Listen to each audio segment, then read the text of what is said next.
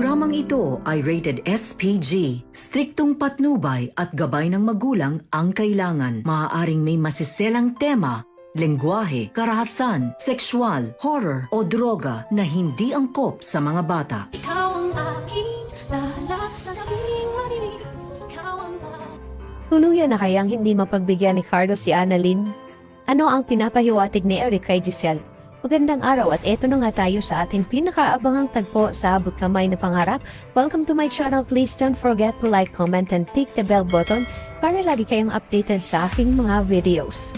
Samantala, pagkalabas ni Annalyn ng meeting room ay agad naman kinausap ni Doc Enriquez si Carlos kung bakit ayaw niyang pirmahan ang memo na kasama si Annalyn papuntang Japan. Sinabihan ni Doc Enriquez si Carlos na with all due respect, Doc Benitez, Dr. Santos deserved the slot to Japan. Kayo na rin ang nagsabi na nirecommend siya ng Neurosurgeon Department at hindi may kakaila na isa siya sa pinakamagaling na neurosurgeon ng East Range. Alam mo Doc Carlos, ayaw kong isipin na pinag-iinitan niyo si Annalyn, ang anak ng asawa mo. Habang si Carlos naman ay napatingin kay Doc Enriquez, sabi ni Carlos na hindi ko pinipersonal si Annalyn. I always practice fairness in this hospital. Alam mo yan. Ang sa akin lang naman, ayaw kong isipin ng buong department na binibigyan ko ng special treatment o special favor si Annalyn at pinoprotektahan ko lang siya at ayaw ko na napag-isipan nila si Dr. Santos na nakukuha niya ang opportunities na to dahil sa stepdaughter ko siya. Dapat niyang paghirapan ito. Napabuntong hininga naman si Doc Enriquez sa mga sinabi ni Carlos at sinabi niya na naiintindihan ko. At sinabihan na ni Carlos na pumunta na si Doc Enriquez sa conference room at susunod na lang siya. Agad naman sinunod ni Doc Enriquez si Carlos at lumabas na ito.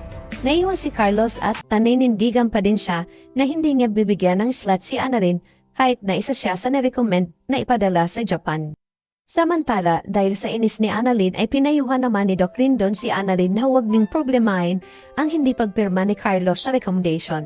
Ang dapat niyang gawin ay ipakita niya kay Carlos na deserve niya ang spot doon sa papuntang Japan. At alam ko na isa ka sa pinakamagaling na neurosurgeon, hindi lang dito kundi sa buong bansa. At bilang young genius ay huwag kang magpapadala sa emosyon mo.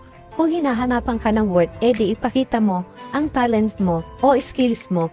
Alam kong punong-puno ka nun. Napaisip si Annalyn sa sinabi ni Doc Rindon. Ipapakita niya kay Carlos na worth it siya na makapunta ng Japan. At pinasalamatan niya ito dahil nakinig si Annalyn sa payo ni Doc Rindon. Sabi ni Annalyn na tama kayo, ipapakita ko sa kanya na kaya ko. Gagawin niya ang lahat para makita ni Carlos ang halaga niya. Ngumiti naman si Doc Rindon. Samantala sa Apex sa office ni Giselle, kinausap siya ni Eric pagkalis ni Robert. Sabi ni Eric kay Giselle na mukhang pinagdududahan ako ng kapatid mo sa kakayahan ko na magpatakbo ng isang departamento. Hindi niya ata gusto na pag-appoint mo sa akin bilang isang VP of Finance ng Apex. Sabi ni Giselle na wag mo na lang pansinin ang kapatid ko, total ako naman ang naglagay sa iyo sa posisyon mo at umaasa ako na matutulungan mo ang Apex. Sabi ni Eric kay Giselle na huwag kang mag-alala at gagawin ko ang lahat na makakaya ko para maayos ang Apex. Sabi ni Eric na alam mo pagdating sa business decision, hindi ka nagkakamali. Mahusay ka dun eh. Kaya lang pagdating sa personal decision mo, medyo mahina ka dun. Alam ni Giselle ang gustong ipahiwatig ni Eric sa kanya, ang tungkol kay Justin, ang pag-agaran niyang desisyon na maipasok sila sa Apex.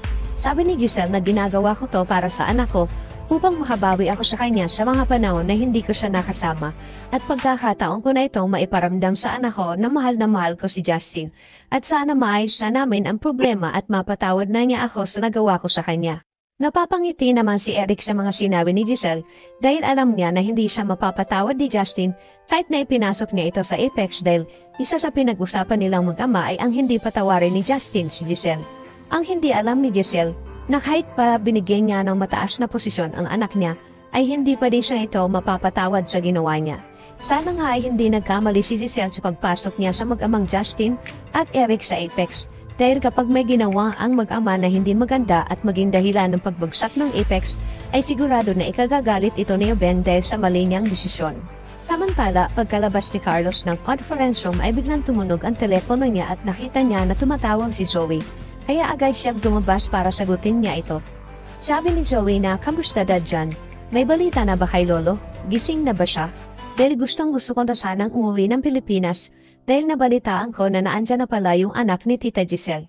Sabi ni Carlos na oo, nagkita na sila ng anak niya at kasama din ang tatay niya. Ipinag-alala naman ito ni Zoe dahil baka hindi niya ito makasundo tulad ni Annalyn kapag pumasok na siya sa Apex. Sabi ni Carlos na huwag na muna kayong umuwi dito hanggang hindi pa nagigising si Sir Pepe. Madadamay ka sa mga ginagawa ng mami mo. Paano kapag nagising si Sir Pepe? Kaya mas maigi na huwag na muna kayong umuwi dito dahil magiging malaking gulo kapag nalaman nila ang katotohanan. Ikinagalit naman ito ng Zoe at sinabihan niya si Carlos na alam ko na we're done, we're doomed. Kahit naman nandito ako ay hindi pa din ako pinatatahimik ni Lolo at ayaw niya akong tigilan. Alam ni Carlos na kapag galit na si Zoe ay wala na siyang magawa. Kaya naitanong ni Carlos kung nasaan si Moira dahil may sasabihin siya dito. Sabi ni Zoe na wala siya dito at hindi ko siya kasama. Maya-maya ay nagpaalam na si Carlos dahil may gagawin pa siyang operasyon at ibinabana ni Zoe ang tawag niya.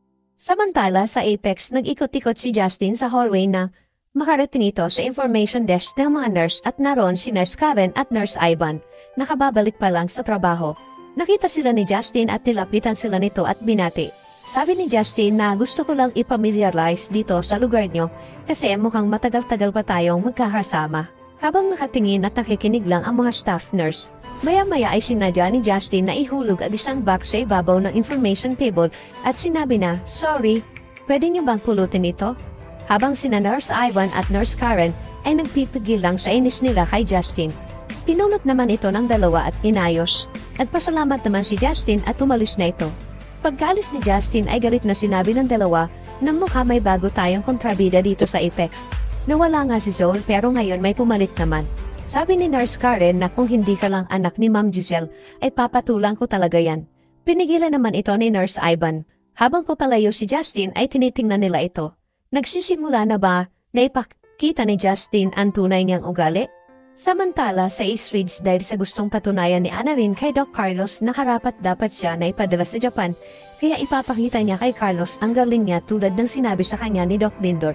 Papasok na sana ang dalawa na si Annalyn at Doc Lindon sa OR. Dahil ang alam nila ay mag-a-assist sila kay Doc Carlos sa isang operation, nang bigla silang hinarang ng isang nurse at sinabihan sila na Doc Javier and Doc Tora Santos you need to scrub out. Ikinagulat naman ito ni Annalyn kung bakit hindi sila pinayagan na makapasok sa OR. Sabi ni Annalyn na, bakit po? Sabi ng nurse na yan ang request ni Dr. Benitez na huwag kayong mag-assist sa kanya. Nagkatinginan naman si Annalyn at Doc Lindon dahil wala silang kaalam-alam sa naging desisyon ni Carlos. Mas lalong lumakas ang kutob ni Annalyn na masyado siyang pinipersonal ni Carlos ang dahil lang nalaman niya na may balak siyang lumipat sa Apex kaya hinahadlagan ni Carlos ang lahat. Gustuin man ni Annalyn na ipakita kay Carlos na deserve niya na maipadala sa Japan.